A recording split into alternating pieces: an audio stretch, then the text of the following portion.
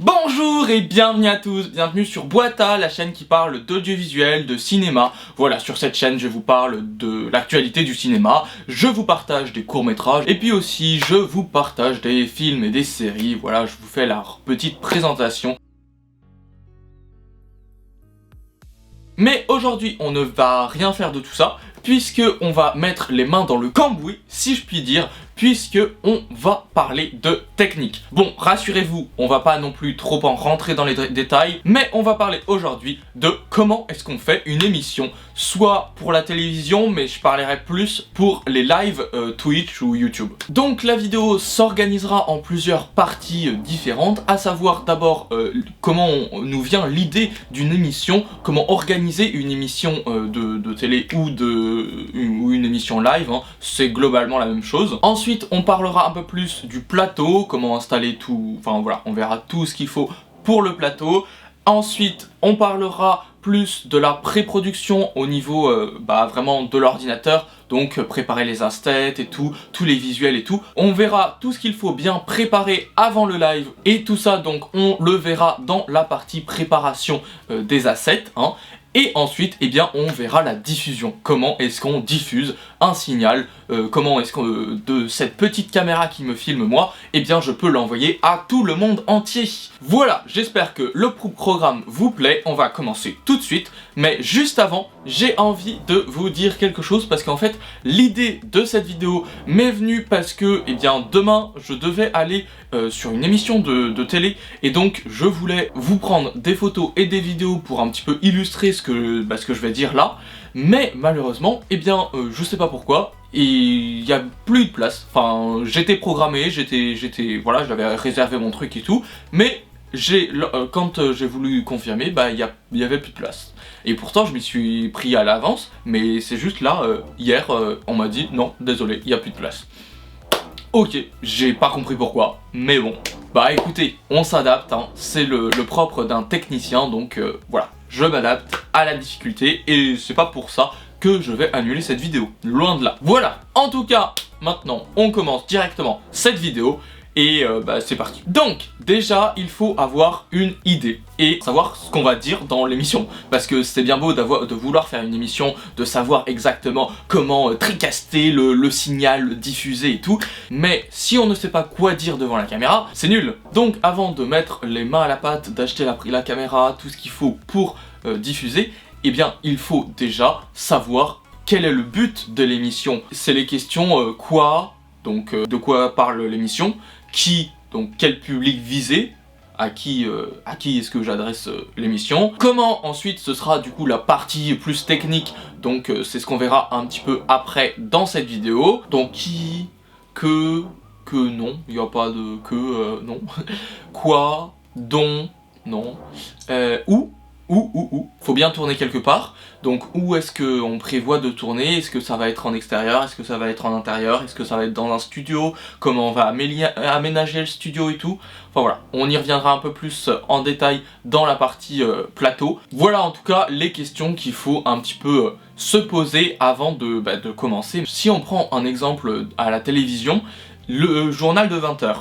Son but c'est de montrer l'actualité, donc ça c'est le quoi. Qui, ça va être un peu tout le monde, puisqu'il n'y a pas vraiment de tranche d'âge pour le 20h. Ensuite le comment, comment il diffuse le 20h, je vais pas rentrer dans ces détails là. Le où, eh bien c'est dans les tours, les studios de TF1, là c'est à Boulogne je crois. Donc maintenant c'est cool de s'être posé toutes ces questions là pour savoir de quoi va parler votre émission, mais c'est mieux de découper encore l'émission en plusieurs parties, voilà, plusieurs contenus différents, parce que en général une émission on va pas la faire d'un bloc, on va faire plusieurs parties avec des thématiques différentes, on va aborder certaines choses à certains moments et il faut donc organiser ces différents contenus qu'on voudra proposer sur notre émission. Par exemple, je reprends le 20h, il y a le 20h et vous je crois, c'est où ils répondent à des questions. Ensuite il y a des grands formats, ça c'est des reportages plus longs. Ensuite il y a d'autres formats bien sûr, il y a des trucs de cuisine il me semble aussi. Enfin bon voilà, il y a plusieurs formats différents, formats de reportage, des formats d'interview aussi, plusieurs rubriques différentes en fait. En tout cas, mon conseil que je peux vous donner, ayez une feuille de route, pour savoir au moins les grandes parties que vous allez traiter dans votre émission. Et cette feuille de route, bien sûr, elle est pour le présentateur qui sera devant la caméra, mais elle sera aussi pour le réal, enfin voilà, ceux qui s'occupent derrière de la technique. Ensuite, maintenant, on passe au plateau. Alors le plateau, c'est important de savoir, donc c'est le où, si on peut dire. Voilà, le plateau, c'est où est-ce qu'on va tourner et pourquoi on va tourner là, pourquoi on va mettre cette caméra à cet endroit-là, pourquoi on va, voilà, comment on va éclairer la scène. En fait, donc pour le plateau, il faut vraiment réfléchir à plusieurs choses. Donc déjà, le placement de la caméra, ou des caméras, en général il y en a plus d'une. Il y a le placement des lumières aussi, auxquelles il faut réfléchir, parce que bah, c'est sûr que sans lumière, bah, c'est un peu nul, hein. Là, si j'enlève, hop, ma lumière, et vous me voyez plus, il faut vraiment savoir, est-ce que ma lumière je la mets au-dessus de mon personnage, est-ce que je la mets en dessous pour faire un effet vraiment bizarre. Voilà, en tout cas, est-ce que je la mets à droite, à gauche, est-ce que je mets une deuxième lumière pour compenser, backlight, fill light, la lumière principale et tout. Enfin voilà, il faut savoir bien éclairer son sujet et aussi bah, le décor aussi. Donc l'éclairage est très important forcément pour votre émission. J'ai envie de vous dire, c'est un petit peu comme au cinéma, parce que enfin voilà, l'éclairage est super important au cinéma aussi, mais ça va pas s'éclairer de la même manière sur une émission ou au cinéma. On va pouvoir utiliser les mêmes lumières et tout, mais il va falloir réfléchir, puisque entre le cinéma et la télévision, il y a, ou le live en tout cas, il y a une différence fondamentale, à savoir, on filme sur un seul angle avec une seule caméra en cinéma, alors que en télévision ou en live, eh bien on filme avec plusieurs caméras. En tout cas, en général, dans les configurations classiques, on a au moins 2 ou 3 caméras pour filmer. Et du coup, il faut que les 3 caméras, déjà, aient la même colorimétrie et tout. Bon, ça, c'est normal. Mais, et en plus, il faut qu'elles soient toutes exposées de la même manière et que, voilà, que ce soit cohérent. Donc, il faut vraiment faire de l'éclairage global et pas comme au cinéma, de l'éclairage juste, oh bon, on voit ça, du coup on n'est pas obligé d'éclairer tout le fond là-bas, puisqu'on le voit pas, et on n'est pas obligé d'éclairer ça. Typiquement, je peux vous prendre un exemple, si au cinéma, on veut faire un champ contre champ. Admettons qu'il n'y ait pas d'épaule ou qu'on voit pas l'autre personne quand on prend le premier champ. On va prendre du coup la première personne, donc on va l'éclairer forcément bien comme on veut, mais du coup vous n'êtes pas obligé d'éclairer la deuxième personne puisque on ne la voit pas. Elle est même pas obligée d'être là finalement.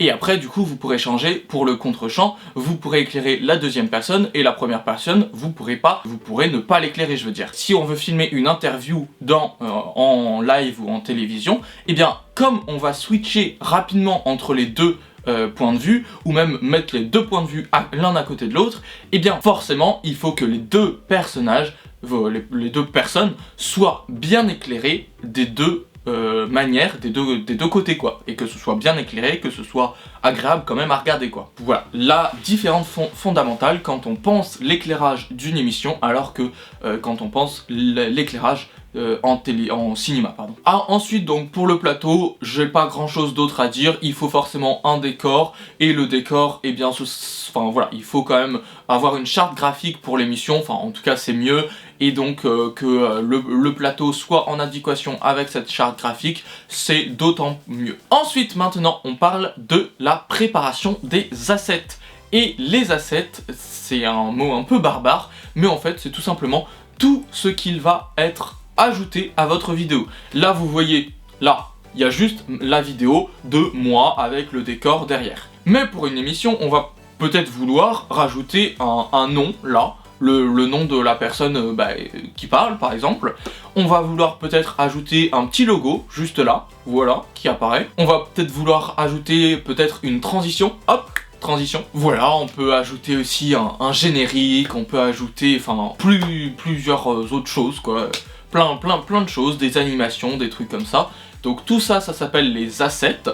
Et on va pouvoir aussi vouloir ajouter des médias. Voilà, je sais pas, par exemple une photo pour illustrer tel ou tel propos, une musique aussi pour mettre dans l'ambiance, ou alors une vidéo. Bah typiquement, l'exemple du 20h, tous les reportages en fait, ce sont des médias.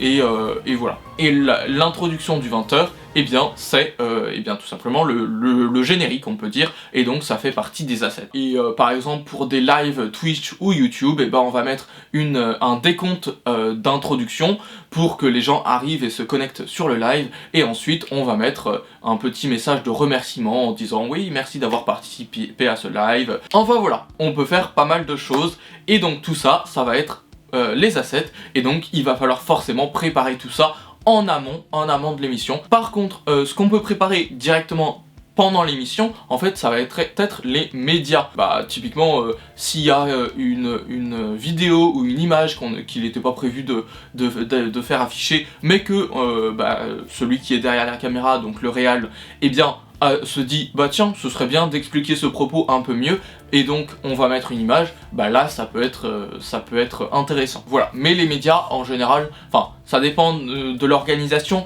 mais c'est quand même mieux de les préparer en amont. Et voilà. Après, tout dépend aussi de l'organisation, du workflow et tout, de comment est-ce qu'on a paramétré en fait le live, comment on paramètre ses scènes et tout. Et donc maintenant, on passe à la dernière partie de cette émission, j'allais dire, mais de cette vidéo plutôt. Et bien en fait, c'est tout simplement la diffusion. Et ben oui, parce que là c'est trop bien, on a préparé, on sait de quoi va parler notre émission, comment elle va se dérouler, quels sont les contenus et tout. On a préparé le décor, les lumières, la caméra, le plateau, tout. On a paramétré tout ce qu'il faut dans notre logiciel, tout ce qu'il faut au niveau des assets, au niveau des médias et tout. Mais maintenant, il faut diffuser, et c'est le moment clé. Maintenant, il n'y a plus le droit à l'erreur. On a fait des répétitions et tout, maintenant il faut diffuser pour de vrai. Là je vais plus parler de la diffusion en live pour YouTube ou pour Twitch, parce que tout simplement en fait à la télévision ils ont vraiment des process de diffusion beaucoup plus compliqués, et surtout du matériel beaucoup plus cher. Donc pour diffuser un live sur YouTube ou sur Twitch, il vous faut un encodeur. Mais qu'est-ce que c'est qu'un encodeur? En fait c'est tout simplement un logiciel qui va faire un petit mélange en fait, et qui va ressortir un seul et même flux, et qui va l'envoyer sur Twitch ou sur YouTube. Parce que forcément, nous on a le flux de la caméra A, on a le flux de la caméra B qui est là, on a le flux de la caméra C qui est là, et puis on a aussi le flux du média machin truc, on a le flux du générique d'introduction, on a le flux, enfin voilà, on a plein de flux différents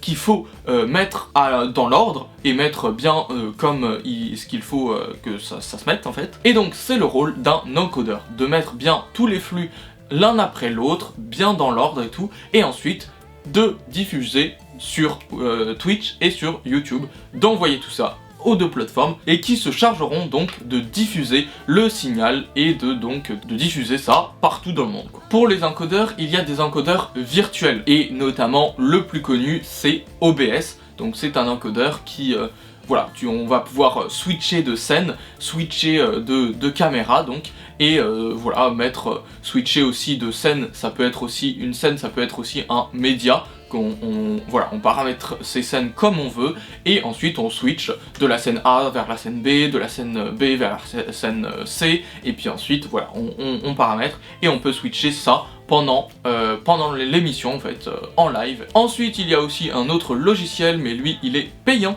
donc voilà. Moi j'utilise plus OBS. Mais il y a aussi des appareils qui permettent de faire ça. Au lieu que ce soit des logiciels, ça peut être des appareils vraiment qui permettent de faire ça. Donc voilà, par exemple il y a de Blackmagic l'Atem Mini. Donc voilà, il y a l'Atem Mini Extreme, l'Atem Mini Extreme ISO je crois, l'Atem Mini je sais pas trop quoi. Enfin voilà, il y a plusieurs Atem Mini il me semble. Et bien en fait il y a plusieurs boutons sur lesquels tu peux appuyer, t'appuies sur plein de boutons, c'est trop cool, et en fait tous ces boutons ça sert à paramétrer déjà un petit peu tes scènes et tout, mais en gros les gros boutons là où il y a marqué 1, 2, 3, 4, et bien en fait ça permet de switcher de scène, et donc ça permet de switcher de caméra en gros. En fait ça permet de switcher de flux vidéo, puisque ça rentre en HDMI dans ce petit mélangeur, et donc voilà, ça permet de switcher d'entrée HDMI quoi, en gros. Et ensuite du coup, eh bien il sort pareil un flux pour le diffuser sur Twitch, sur YouTube, sur n'importe quelle plateforme. Après tu peux aussi enregistrer hein, sur ton ordinateur par exemple, avec OBS tu peux enregistrer le live aussi. Hein. Voilà, en tout cas j'espère avoir été à peu près complet. Je suis pas trop rentré dans les détails exprès pour pas trop perdre, mais voilà, si vous voulez que je refasse d'autres vidéos pour rentrer un peu plus dans les détails, ce sera avec grand plaisir, donc n'hésitez pas à me dire ça en commentaire. Et puis donc, j'espère que vous avez aimé cette vidéo, nous on se retrouve donc samedi prochain pour une nouvelle vidéo, et donc n'hésitez pas à mettre un gros pouce bleu, puisque ça me soutient et ça fait énormément plaisir à chaque fois, et vous pouvez aussi très bien eh bien vous abonner, c'est juste là, voilà, juste là, un clic et c'est fait. Et puis vous pouvez aussi aller regarder d'autres vidéos, hein, par exemple ma dernière vidéo qui se trouve juste là, ou même eh bien la vidéo suggérée qui se trouve juste ici. Je suis pas hyper bien centré. Et donc moi, je vous dis à plus pour de nouvelles vidéos.